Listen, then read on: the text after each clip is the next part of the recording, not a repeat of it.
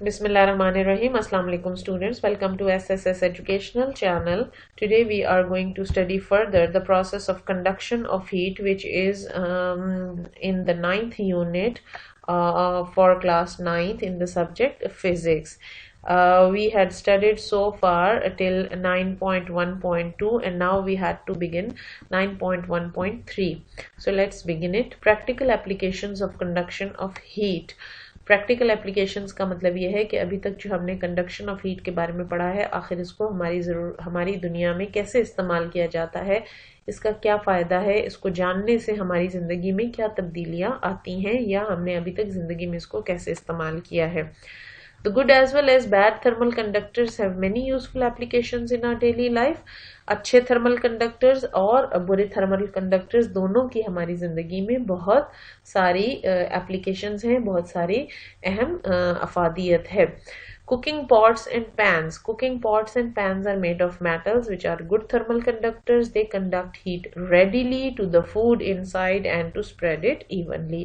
जो cooking pots और pans होते हैं वो मेटल के बने होते हैं और वो बहुत अच्छे कंडक्टर्स हैं हीट के, क्योंकि वो जल्दी से जो भी हीट का सोर्स है, मिसाल के तौर पर आग है या गैस की आग है या इलेक्ट्रिसिटी के स्टोव्स हैं, जो भी है उसकी हीट को जल्दी से अंदर मौजूद फूड तक ट्रांसफर कर देती है. रेडिली का मतलब होता है फौरन से, और टू स्प्रेड इट इवनली का मतलब है उसको बराबर हिस्से में सारे में एक जैसा फैला देती है.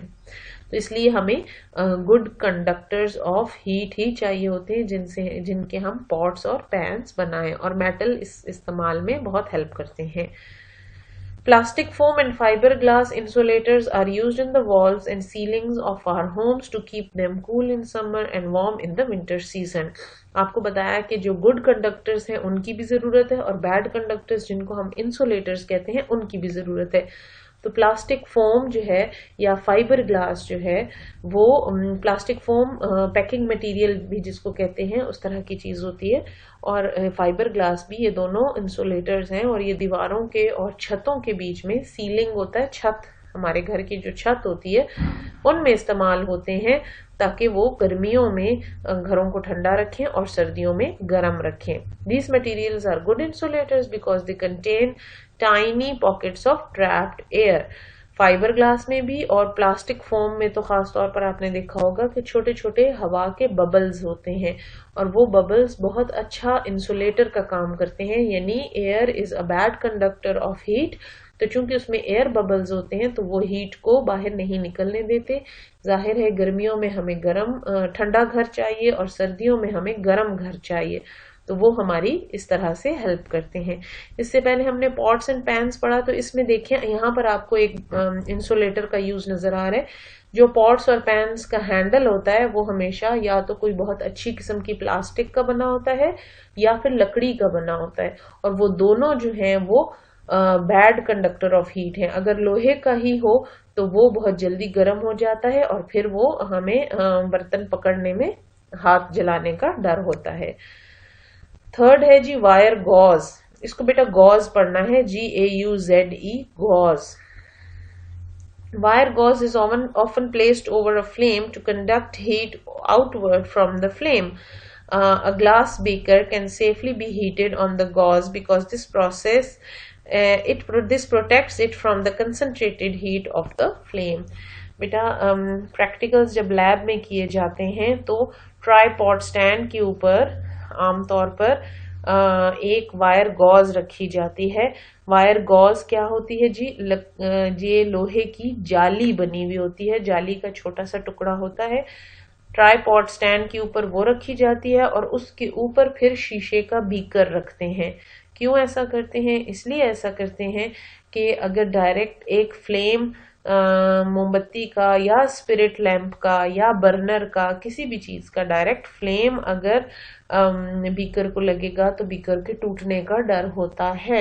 तो इसलिए एक वायर गॉज बीच में रख देते हैं ताकि उस वायर गॉज के जरिए इवनली स्प्रेड हो जाए हीट और बीकर को किसी एक कोने से गर्म होके टूट ना जाए. ठीक है, तो वायर गॉज का पर्पज ये होता है कि वो हीट को बराबर पूरे का पूरा बराबर करके स्प्रेड कर देती है। कभी आपने देखा हो तो जब आपकी मदर किसी चीज को हल्की आंच पर रखती हैं, मिसाल के तौर पर दम लगाती हैं, तो तब वो नीचे कोई तवा या कोई लोहे की प्लेट रखती हैं, ठीक है।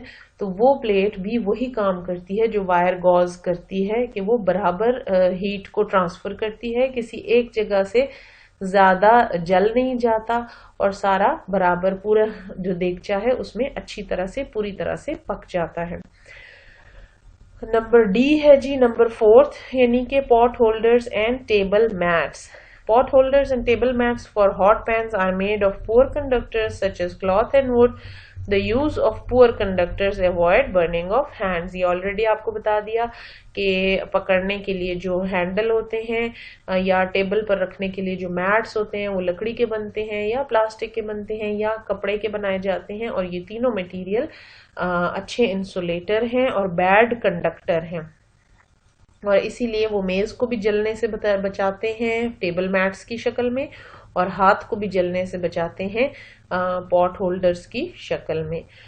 Woollen clothes have fine pores filled with air. सर्दियों में हमें गर्म कपड़ों की जरूरत होती है, वो वुल के बने होते हैं, उनमें छोटे छोटे सुराख होते हैं जिनमें हवा फंस जाती है। Air and wool are bad conductors of heat, thus the heat from our body does not flow out and our body remains warm in winter. Air bad conductor of heat है, इसी तरह जिस तरह वुल भी बैड कंडक्टर ऑफ हीट है। उसकी वजह से क्या होता है कि हमें हमारे जिस्म की जो गर्मी है वो बाहर नहीं निकलती और हमारा जिस्म गर्म रहता है। स्वेटर इसी वजह से पहने जाते हैं। वुल और एयर दोनों मिलकर हमें सर्दी से बचाते हैं। अब आए G F, igloos type of shelter, house और hut built of snow. What is igloo? Igloo बेटा इस शेप का, ये देखिए राउंड शेप का होता है और इसके आगे दरवाजा होता है। यहाँ पर ये कहाँ बनाया जाता है? ये नॉर्थ पोल और साउथ पोल जो बहुत ही ज्यादा ठंडे इलाके हैं वहां पर बर्फ के घर बनाए जाते हैं, क्योंकि वहां पर प्रैक्टिकली सीमेंट लेकर जाना या और ऐसी चीजें लेके जाना जिनसे हम कंस्ट्रक्शन करते हैं आमतौर पे वो मुमकिन नहीं है। दूसरा फायदा ये है कि इग्लूज उसके बर्फ के बने होते हैं और बर्फ एक अच्छा इंसुलेटर है, वो अंदर की हीट को अंदर ही रहने देती है और बाहर की हीट को बाहर की ठंडक को अंदर नहीं जाने देती। Igloos are constructed from ice and snow to provide protection from wintry conditions. ये बात आपको बता दी अभी। One reason that igloos do their job so well is that ice and snow act as thermal insulation and minimize the loss of heat from the inside due to conduction. बर्फ बहुत poor conductor है। बर्फ गर्मी को या heat को एक जगह से दूसरी जगह जाने से रोकती है। उसका फायदा ये होता है कि इग्लू के बीच में जो गर्मी होती है वो बाहर नहीं जाती और इसलिए वो अंदर से गर्म होते हैं अगरचे बाहर ठंड होती है।